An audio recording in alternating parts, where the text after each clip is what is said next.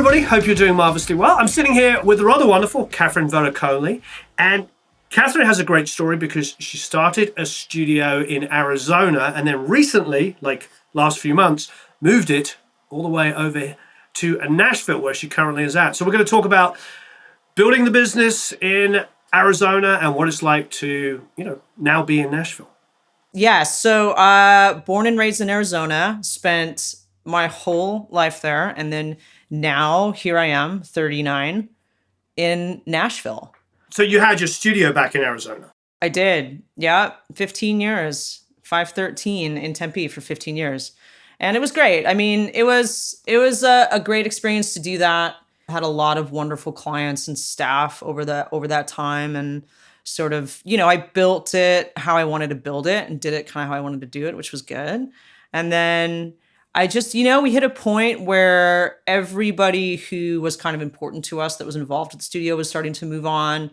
My house engineer, Dominic, who's wonderful, he's born and raised in his young life in England. So he's one of our English friends. So he was kind of ready to move on. He wasn't sure if he was going to go to LA or like go back to England.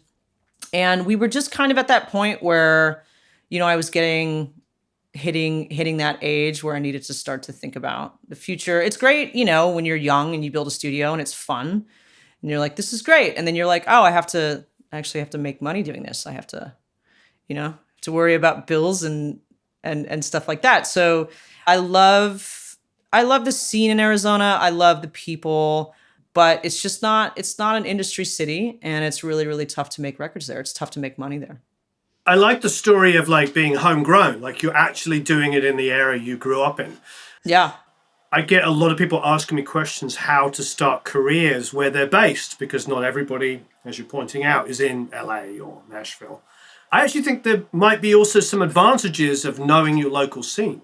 Yeah, there are. I mean, there are advantages to being a sort of a big fish in a small pond, in a way. A homegrown studio in a place where it's not really super industry heavy also has its advantages and disadvantages. You've got there might be less studios, so you're going to have more business, but then what kind of business is that? So, you're dealing with a different talent level.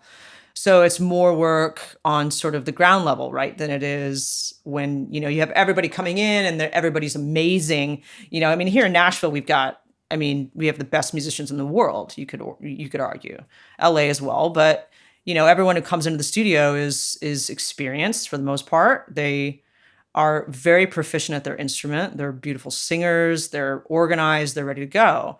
And it's not difficult, really, if you choose the right microphones and you have a good team, to make a good sounding record, right? It's the song, right? It's not the mic choices. It's not the talent. It's not the talent behind the console, usually, right? At the end of the day. But I think in markets where the talent level is a little different, it can be harder to make a good record. You're doing a lot more tuning, you're doing a lot more coaching, you're doing a lot more fixing. So, but what I think is wonderful about that is you actually get to test your skills much heavier.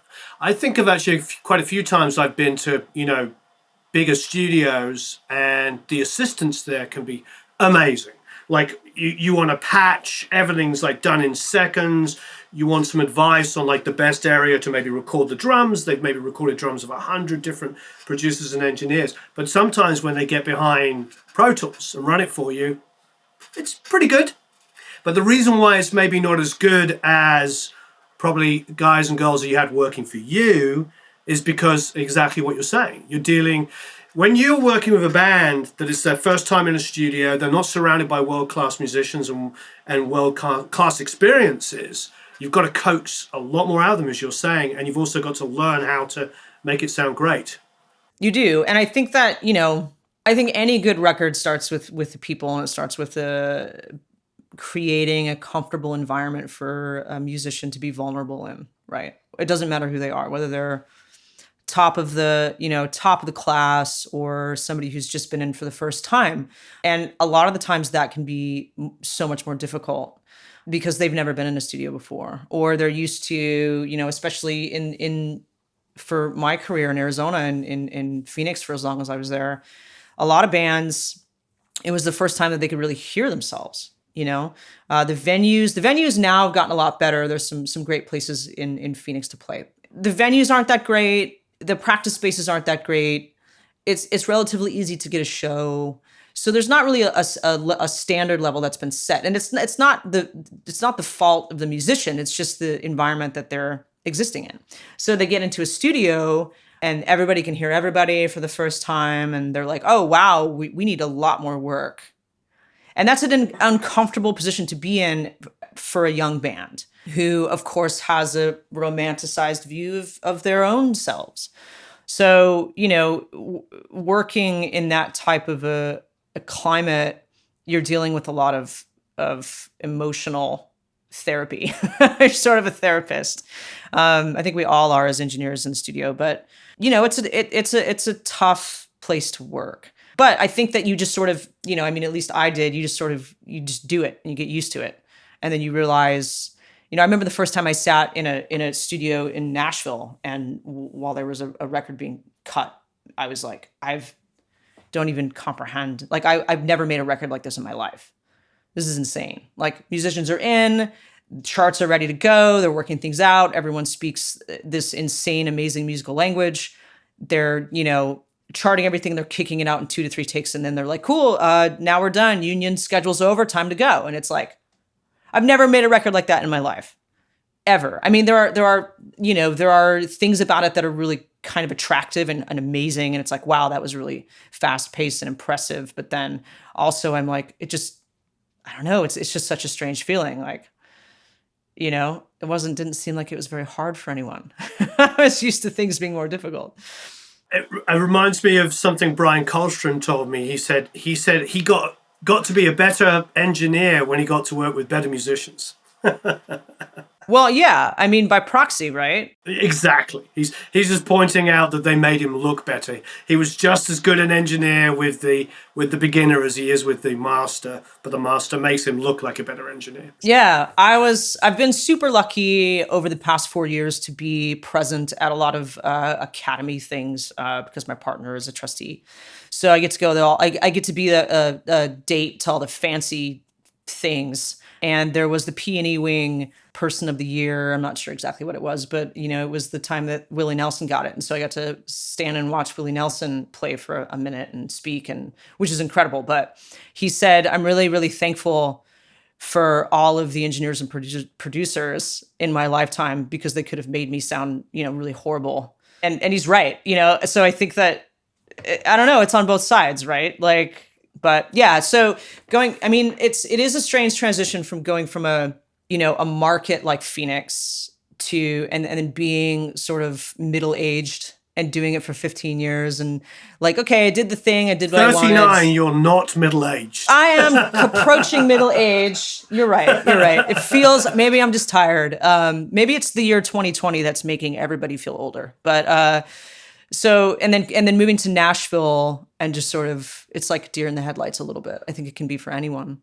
And I have amazing, amazing friends here who do incredible work, who have been, mentors and wonderful friends for years. So I'm lucky because I can call those people if I need to. No, it's incredible. So you had the studio in Arizona for 15 years. So did you start off as the sole proprietor? The engineer, producer, mixer, and then give us a little bit of a breakdown how that happened. So I was always a music fan. I was a music collector, a record collector. I know we've talked about that a little bit as a child. And then, as I got into my late teens and 20s, and I knew I wanted to do something in the music industry, but I didn't really want to be a musician. But all my friends were musicians, so it was kind of weird. I always kind of felt like left out.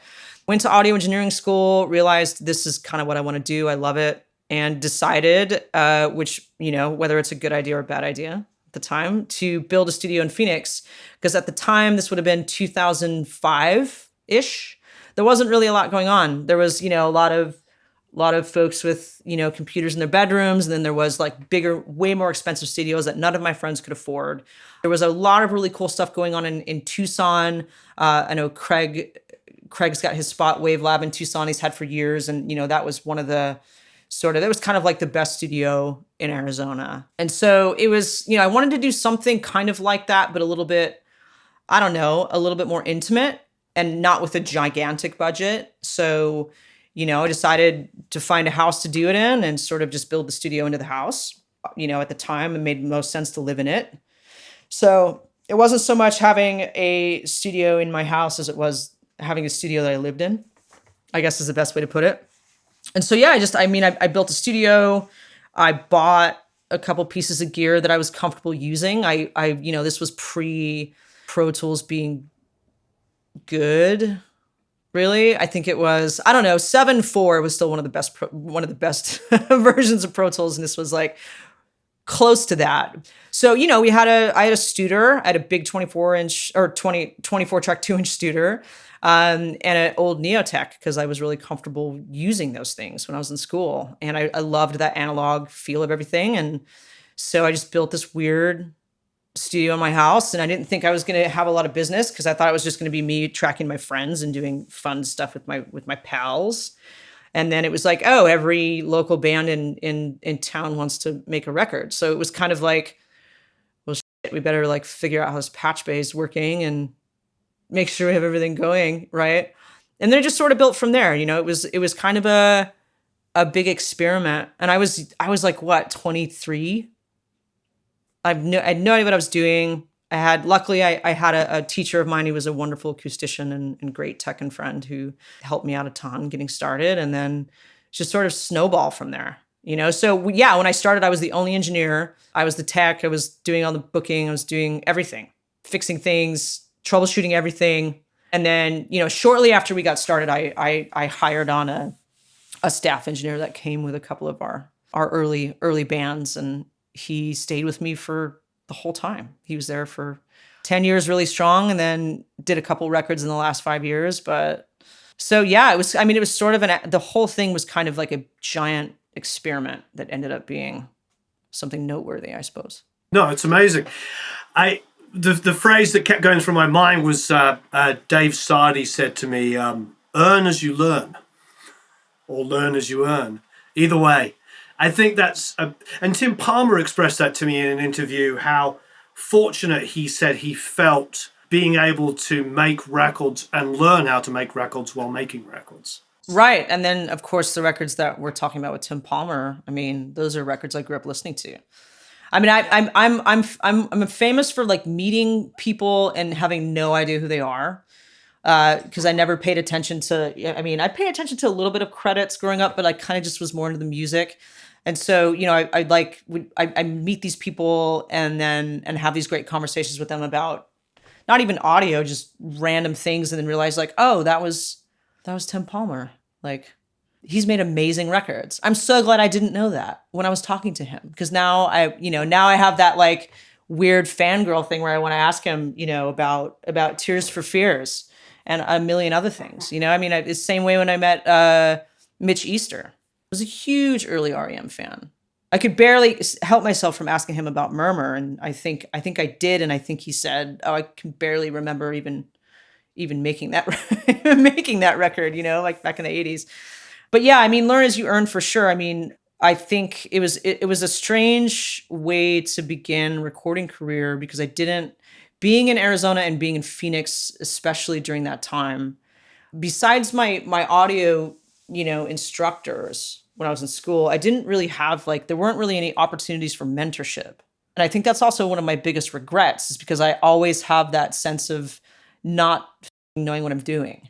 I think we all have that, right? We all have that, like a little bit of imposter syndrome, but, I never really had an opportunity to sit and learn while making records with great talent from anyone. So it was like I had to figure everything out on my own. And then the way that I did that, the way that I felt more comfortable doing that, was to kind of bring all of these really cool people in with me who were also kind of in that boat and doing it as a team. I hate being in the studio by myself. It's like the worst feeling. I love having people to bounce ideas off of. And so I've had two really great house engineers at the studio for the studio's lifetime that I felt like I had a team relationship with, and that was amazing to make records with them because we were both kind of like, I don't know, let's try this other crazy thing and see how we feel. And it was really this collaborative thing. I don't know. I believe that there was never a great record made without good collaboration, right? I don't know. Absolutely. You're as good as the people you work with, yes. Yeah, it was an interesting way to sort of come up and make records, and then not really making any like notable records. I mean, we made a lot of local stuff with bands that were great, and we had a lot of fun. But like, credits were never an interest. It was always like, well, no one's going to listen to this, and maybe it'll just be local. But we had a lot of fun doing it, you know. So I have some people have said to me like, you're the most known with the least amount of credits engineer I've ever met. So that might be true, and that's a weird thing to sort of be in the industry but yet feel so separated from it, if that makes sense, because almost being on an island. Yeah, absolutely. But we're also in that age now, aren't we? We are. What an amazing time, or maybe not, I don't know, to be alive. I think that, everything has shifted so much during the pandemic with, Zoom and making records, collaborating from miles and miles away. And, the technology now is amazing. And as such, where we can do that, and there were bands that were doing that a little bit more back in the day too, but now it's kind of standard. And people have been making these incredible records through this time. And I think everyone's kind of realizing that things might not be going back to the way they were. Yeah, definitely. Yeah, that's... Yeah, to an extent it will. But I think that the industry, amongst many industries, will probably never be the same. Maybe, I don't know if it's for the better or not.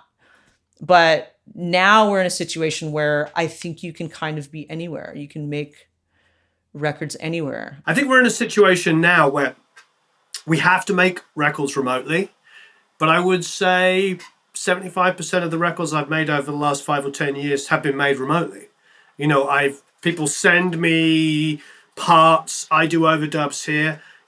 People don't have budgets to fly to Los Angeles or Nashville or wherever it might be anyway, so maybe they're cutting the vocals at their local studio, their friend's house, their own studio, and I'm producing the tracks here, and sometimes I cut the drums here, and sometimes I have somebody cut the drums remotely. It's interesting. It's definitely hastened the end of some old stereotypes. But I want to go back to something you said, because you were talking about the imposter syndrome, and I've got to say, I don't think I can say this as much.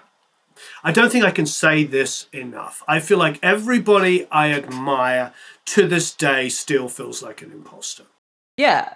I don't know. This is an assumption I'm making. I could be wrong. But I think that in everyone's life, maybe you can even go as far as to say that, but in their career, they realize like, oh, nobody really knows what they're doing.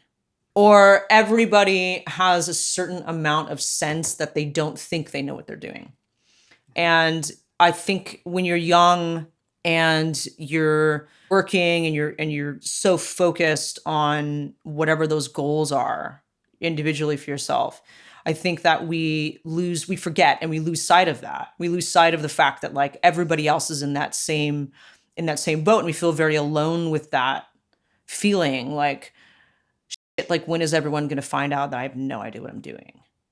But again, I've had that same experience where I've had similar conversations with people who I think are the most savantly talented, incredible engineers I've ever met in my life, and to hear them say like, I don't know, I have any idea what I'm doing, is, that was probably the most notable shift in my thinking, being a professional and being an engineer, was when I had that first conversation with somebody that I admired, who, and it was in regards to a record that was made, and there, my friend won a Grammy for it. And he said, yeah, well, the only reason why that record won a Grammy is because the right people somewhere listened to it and liked it. That's it. He's like, I didn't have any idea what I was doing when I made it. And I was just like, what? That's insane. That makes no sense, But that was a huge turning point. I think that when you realize everybody has that sense of lack of knowing or lack of confidence Or at least the people who do are my favorite kind of people. Yeah, absolutely. Yeah, I feel like all the great shifts in music, all of them come from left of center where we don't expect them to be. You know, they're all obvious things. I'm going to say the Beatles were signed to a comedy label. They couldn't get signed to a major label back in the 60s. Nirvana was signed to Sub Pop. I mean, any major shift just happens. And then the business side of it, or the production, whatever it is, we all get involved in how to monetize the after effects of it. But the actual big shifts, no, but there's lots of people taking responsibility for it. You know, what is the Sure. what do they say in our business? The sorry, A&R guys, I have many friends, but you have to learn how to appropriate, blame, and take credit for all the successes. Agreed. That's for sure. I don't know. It's going back to what you were saying. It's a weird time to be making records, but I think that, again, like, we've all been doing things remotely for a while now, you know, and the technology is sort of pushed it in that direction. And then that, again, is supporting more remote recording. And I think it's allowing a lot more people who wouldn't normally make records to make records. Yeah, that's amazing. And I think it's providing more work for professionals because now there's more mix work, there's more mastering work. Yeah. I'm excited to see what's going to happen with it, you know? And it's weird for me too, is like, I was never super into computer audio. I never wanted to make records with computers ever. The idea of it, even when I was a student, was like kind of a turnoff, I guess. And there's a million reasons for that. But I used to have that like weird feeling about plugins, and everyone's like, no one's using outboard gear anymore. We're all just using these plugins. And it's all like, I used to have kind of this like poo-poo attitude about it. And now I'm excited about it because it just means that it's just even more fun for me to make records with tape machines and consoles now. Yeah, they're all flavors and tastes and philosophies. It's interesting. The one thing I remember as a musician recording on tape, let alone an engineer, was that feeling, you know, when you all came back into the control room and they played back and you were like, oh, you know, you got to hear it as a whole and you weren't just in your own world. And that was a beautiful thing. I think the breath, the time out that tape creates is pretty useful. I think it's essential. Yeah. So you moved to Nashville. I know what it's like coming to a new area. Everybody wants a little bit. A piece of you sounds like the wrong way of putting it, but they want to know about you. I've heard that about Nashville. I have so many great friends in Nashville, but the story I usually get about somebody that's new that comes to Nashville is they try to get hired. Everybody hires them to try and find out all about them. Sure. It can be. I think it can be. You know, it's weird because for me, I've been coming to Nashville and doing panels and hanging out with friends and being a part of this scene for a decade. So it's not new. Nashville's not a new place for me. Coming from a place like Phoenix, which, you know, we didn't talk to our neighbors growing up. You know, people aren't super social. People don't talk to each other in grocery stores. I feel like LA might be kind of the same way. You know, you come to a place like Nashville and everyone's like, the neighbors come over and they want to know what you're doing, and they want to know why that thing's in your yard, or they want to know why you left the lights on last night. You know, it's sort of like this different, it's a different interest. It's a different social interest here in Nashville. And I think that extends into the scene as well. And I think that Nashville's really close. It's tight. It's close, you know, close knit group of people. And there's a lot of people, but it's kind of like, it's a little bit more of a family feeling here, at least to me. And the community is so incredibly supportive, which is wonderful, but it's a strange transition from being on your own for so long and not having a collaborative environment to that being the number one thing here, you know? So yeah, I mean, I had a lot of people that were like, come and do this with us, or come and take this gig, or let's start this thing. And some of them, you know, were like, yeah, that makes sense, but we're also really great friends, so it would be weird, you know? And then some of them were like great opportunities and some stuff that we're still doing. I'm still doing some tape transfer work here with some wonderful, lovely, talented people who are also very busy being engineers as well. And we don't have gigs every day with that, but that's fun when we get like this cool project in and there's a bunch of tapes to transfer, and that's a part of the industry that I really love doing. So I've been doing a little bit of that, kind of just dabbling, in things, but it's very different. It's a very, very different scene here. It's a different feel. I just think it takes a little time to get used to for people who don't, kind of get started here in Nashville, grow up in this area of the United States.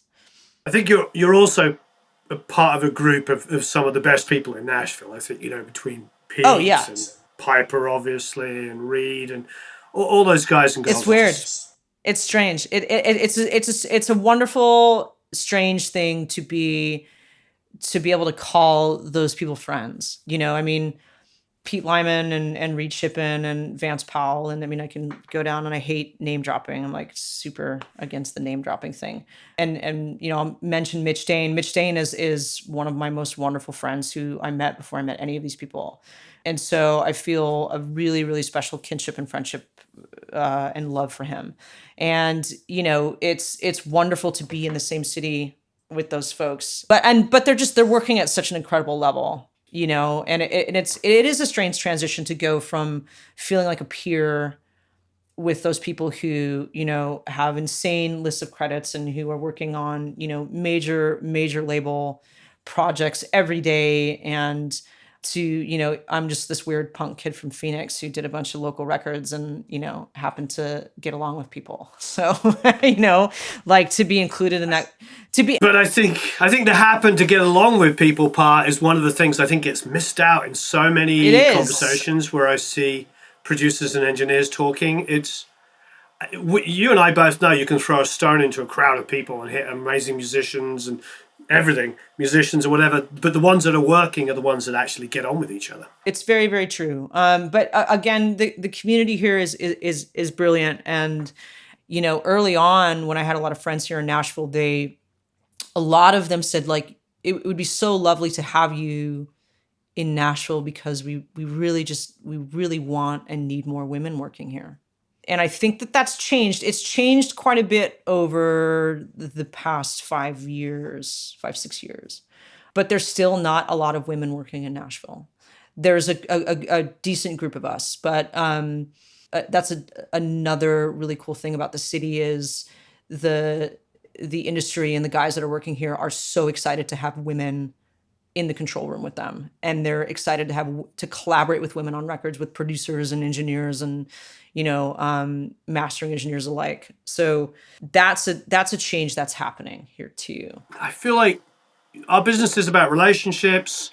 It's about relationships actually 9 times out of 10. Should about be. Building good, solid relationships with people. And I feel like that's not talked about enough. Because when you read comments that are negative in videos, they're usually from frustrated people that are having a really hard time getting recognized. And maybe a lot of those people are incredibly talented. And so they put up barbed wire fences and there's just some negativity. And I'm trying to sort of help people point out the fact that it is all about being able to get on with each other. And it might sound really trite and obvious, but it's amazing how people don't talk about it. It's never talked about. The recording industry and the professional audio industry is a people industry first. Yeah. There's not a lot of money in it. There's money in it, but not nearly as much as there used to be. So yeah, of course there's money, and of course there's, there's corporate stuff, and, the gear is always going to be a part of it. And there's always that capitalistic part of any industry. But I think nobody talks about how much of a people industry this is. And I think that it's super important. It's always been, at least for me, it's always been a people industry because I never worked with amazing talent, and I had decent gear, but I never had, the Blackbird, cabinet of microphones. So it's really a people business. And if you can get on with folks, that's what it's about, why are we not talking more about that? It's weird. Yeah, I agree. Well, thank you ever so much for... Yeah, you're welcome. for your time. I really appreciate it. I was supposed to be there, of course, at Summer NAMM and hanging out, and hopefully there will be a Summer NAMM in 2021. Yeah, it's lovely to talk to you. Hopefully we'll be able to see you in the flesh soon. Be marvelous. Thanks ever so much. You're welcome. Thanks. Thanks everybody for tuning in. Have a marvelous time recording and mixing. We'll see you all again very soon.